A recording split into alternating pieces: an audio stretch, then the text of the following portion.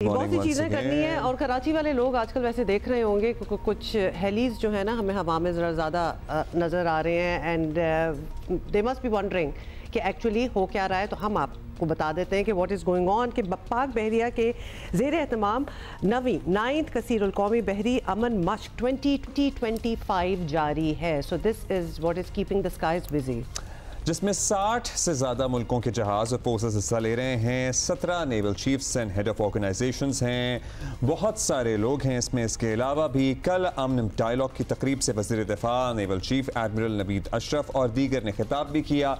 साथ ही आपको ये भी बताना है कि मुकर्रीरीन का कहना था कि सबका इज्तिमाई फ़र्ज़ है कि समुंदरी तिजारत के तहफ़्फ़ुज़ के लिए मुश्तरका कोशिशें की जाएँ। ये जो सारी मश्क होती है, हम मशक़ें हैं, इससे क्या हासिल करना चाहते हैं हम लोग, और इस मरतबा पिछली वाली एक्सरसाइजेस से मामला कितना डिफरेंट है, ये सब हम जानेंगे। Person who will tell us about it, retired admiral Faisal Shah साहब हमारे साथ हैं।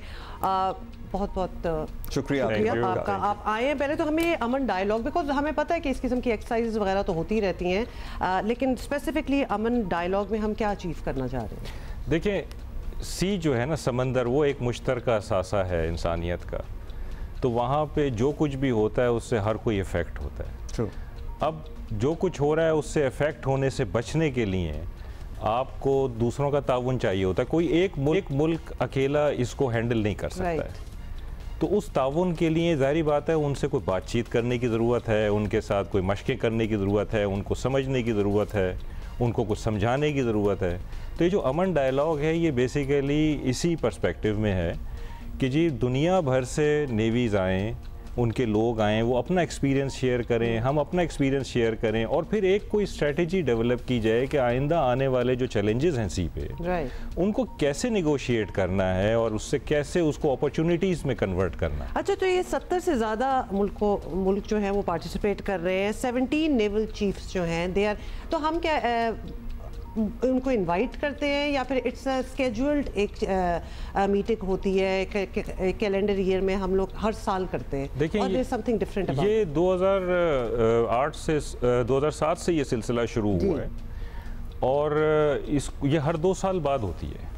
तो ये पता होता है सबको कि 2 साल बाद अमन एक्सरसाइज होनी है। राइट।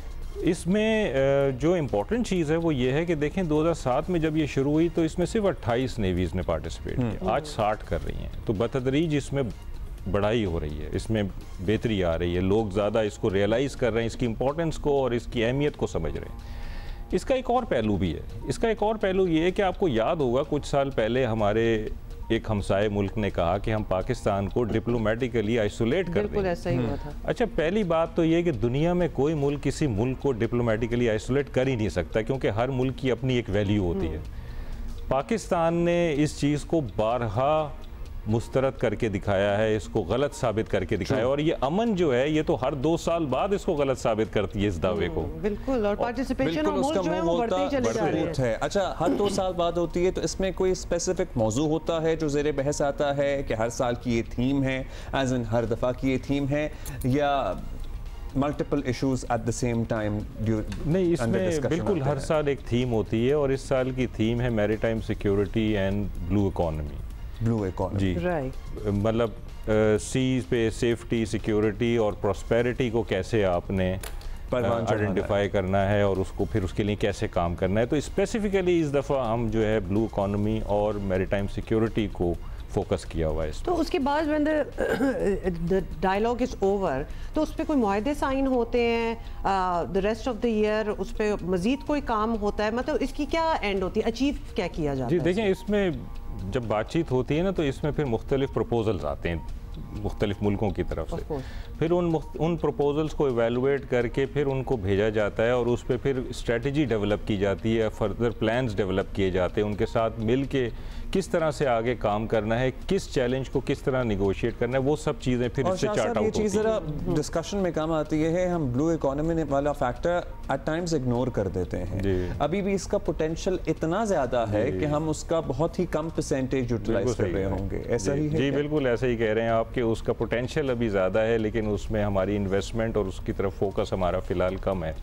लेकिन अभी आप देखेंगे कि पिछले 2-3 सालों से इस पे फोकस बढ़ गया है गवर्नमेंट का भी, और जो अवेयरनेस है सबसे पहले तो वो क्रिएट करनी है लोगों के बारे में। मैं आपको एक छोटी सी मिसाल दूं कि देखें, जब आपके पास टाइम होता है, पैसे होते हैं, आपको छुट्टियों पे जाना होता है तो आप किधर जाते हैं? पाकिस्तान में अगर आपने कहीं जाना है तो आप नॉर्थ की तरफ जाते हैं, नॉर्दर्न एरियाज़ की तरफ जाते हैं। कभी आपने सोचा कि आपकी कोस्ट पे भी ऐसी जगहें हैं जो देखने के काबिल हैं और आपका पैसा वहाँ पे खर्च करने से ज़ाया नहीं होगा?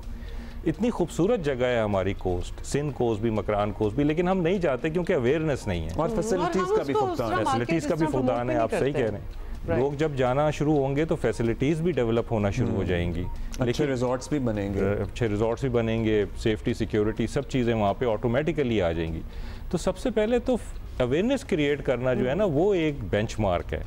वो हो जाए तो उसके बाद जाहिर बात है कि फिर गवर्नमेंट तो अपना काम कर ही रही है, लेकिन लोगों को भी अपना रोल प्ले करना है। हमारे हमसाए मुमालिक हैं, उनमें हमारी जैसी कोस्ट है और वहाँ पे भी बहुत ज़्यादा कोई फॉरेन टूरिस्ट नहीं आता, लेकिन उनका फिर भी डोमेस्टिक टूरिज्म इतना है कि वो 5% ऑफ देयर जीडीपी कंट्रीब्यूट करता है। पहले हम अपने लोगों को तो माइल करेंगे, वो इस तरफ आए तो हम जो है वो फॉरेन टूरिस्ट जो है उनको एक्सपेक्ट कर सकते हैं। बहुत शुक्रिया आपका, बहुत शुक्रिया, thank you sir. Retired admiral Faisal Shah. और जी ये कल जो है इसमें फ्लीट रिव्यू भी होगा, जिसमें tomorrow is the last day actually.